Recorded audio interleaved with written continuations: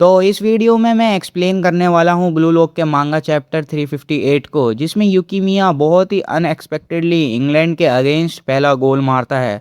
और जो होप इसागी को पिछले चैप्टर में दिख रही थी, अब वो इस चैप्टर में उसके हाथ से जाती हुई नज़र आ रही है। अब अगर तुम्हें जानना है कैसे, तो वॉच टिल द एंड।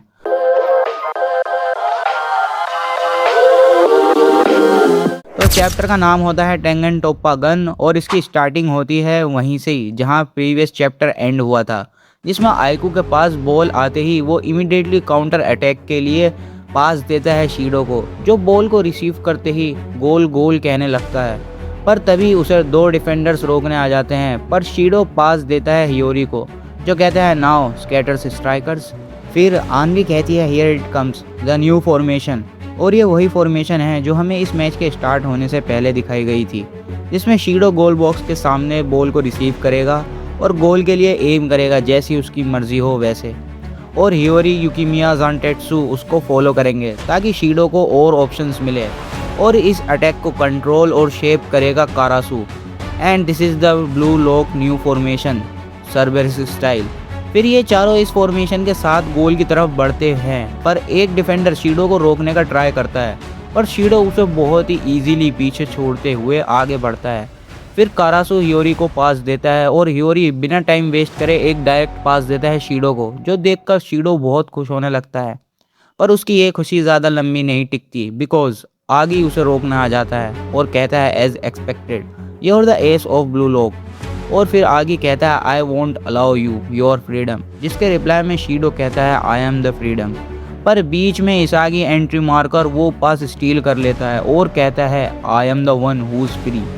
फिर हमें पता चलता है कि इसागी ने ये सब पहले से प्लान कर रखा था, क्योंकि उसे पता था कि जब इंग्लैंड के प्लेयर्स इस न्यू फॉर्मेशन पर रिएक्ट करेंगे तो उनके डिफेंस में सम सब्टल स्पेस क्रिएट होगा। प्लस उसे पता था कि आगे शीडो को रोकने ज़रूर आएगा, और मैंने इस चीज़ का एडवांटेज उठा के आगे के ब्लाइंड स्पॉट से बॉल स्टील कर ली। फिर इसागी कहता है क्योंकि मैं कारासू के सिस्टम का पार्ट नहीं था, इसलिए बस एक यही ओपनिंग में क्रिएट कर सकता था।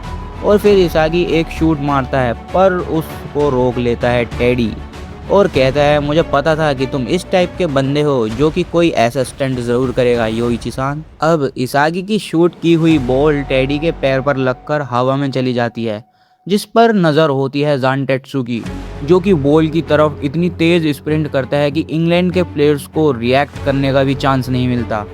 अब क्योंकि बॉल हवा में होती है, इसी की वजह से बॉल ठीक गोलकीपर और ज़ानटेत्सु के बीच में थी, जिसको गोलकीपर ज़ानटेत्सु से पहले पंच मारकर गोल होने से बचा लेता है। पर वो बॉल सीधा यूकीमिया के पास आ जाती है, और यूकीमिया बिना टाइम वेस्ट करे एक कर्व वॉली शूट करता है, जो कि तीनों डिफेंडर्स और गोलकीपर के सर के ऊपर से जाती है और गोल हो जाता है।